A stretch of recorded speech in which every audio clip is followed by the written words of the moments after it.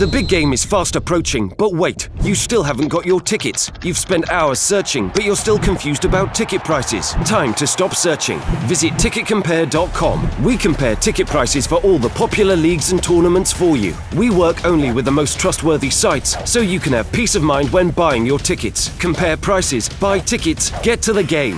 Ticketcompare.com. Buying tickets made simple.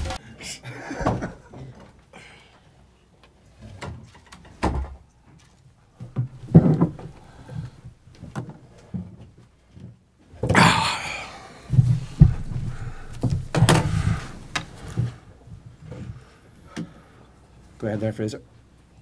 Afternoon. How are you doing, Fraser? All right. All right, how's yourself? Not too bad, thanks. Good, kid.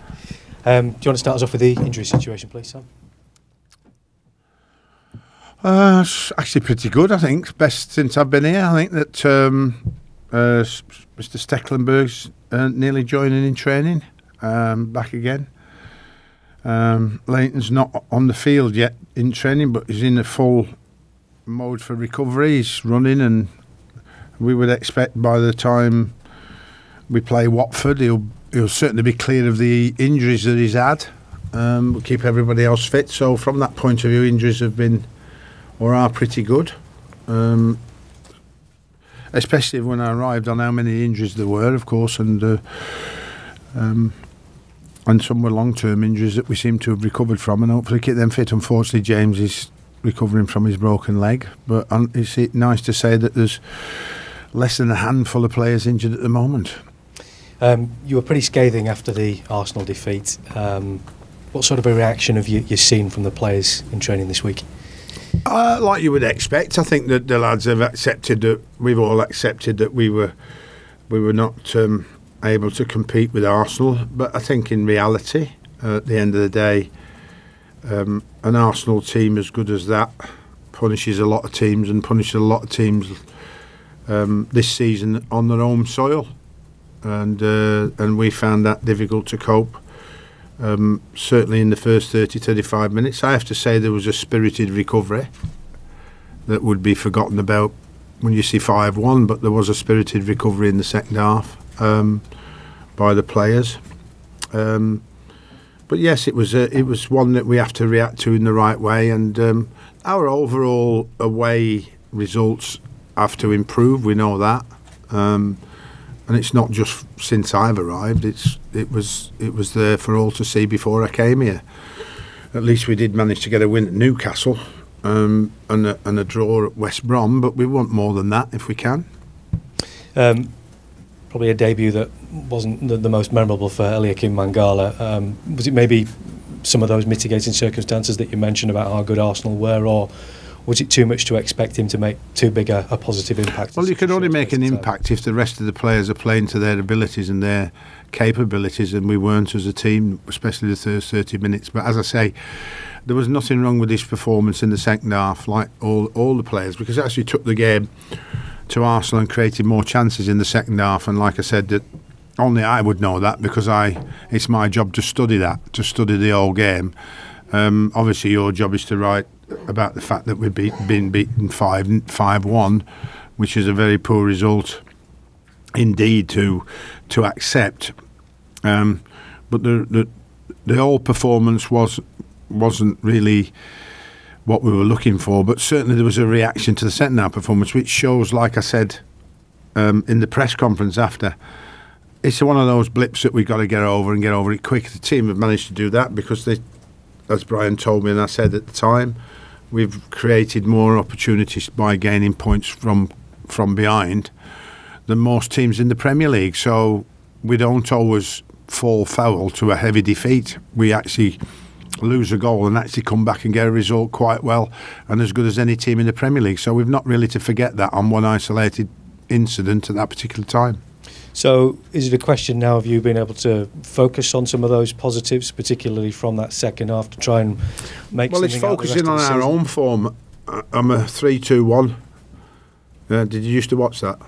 Yeah, I did, yes. Yeah, we've won 3, drawn 2 and only lost 1 since I've been here, so that's out of 6 games. So our own form is very good. Our own form is our best way of staying in the top half if we can, and first of all avoiding avoiding the threat of relegation. But our own form has to be continued, starting with Crystal Palace on Saturday again, as it was against Leicester on the Wednesday. So when you're looking at us in the light of, yes, away results are not so good, but our own form is pretty good at this moment in time, and there's only Manchester United beat us at Goodison in the last 6 games, which is a positive for us to look at and say, as like Arsenal, they go to Swansea and lose comfortably, come back and play really, really well, and beat us comfortably. We want to hopefully repeat that, if we can, on Saturday against my old club, Crystal Palace. And they've been in great form, haven't they? 2 defeats in 10, so they're not going to make it easy for you either. No, they won't, and it's a great turnaround from Roy and the lads, but, you know, it was always in the players, and Roy's managed to bring it out of them, you know, because it's more or less the same players, I think, that I had. I think there's only Fossa Mensah that's playing in the team at the moment that wasn't there when I was there. I think everybody else was, but they've got some really good strengths in the side, which me and Sammy, Ryland and Martin all know about, but really at Goodison it's about us, really. It's about us playing to our best. It's about us playing like we did against Leicester and trying to win the game. Yes, we have to be concerned here and there about Crystal Palace's strengths, particularly the front three, but I think that Wilf may have a problem, so might not be playing, so that may be an advantage to us. But like I said, if you want to take an advantage, you have to play your best, and have to play your best game in every game you're playing in the Premier League to get a result. And we'll certainly have to play our best game against Crystal Palace, because they've been very good and very resilient from a very difficult position. So, you know, hats off to the players and Roy for how he's mastered and battled their way through that. The game sees the 30th anniversary of Everton in the community, which is a great landmark, isn't it? Something that you're obviously very, very proud of.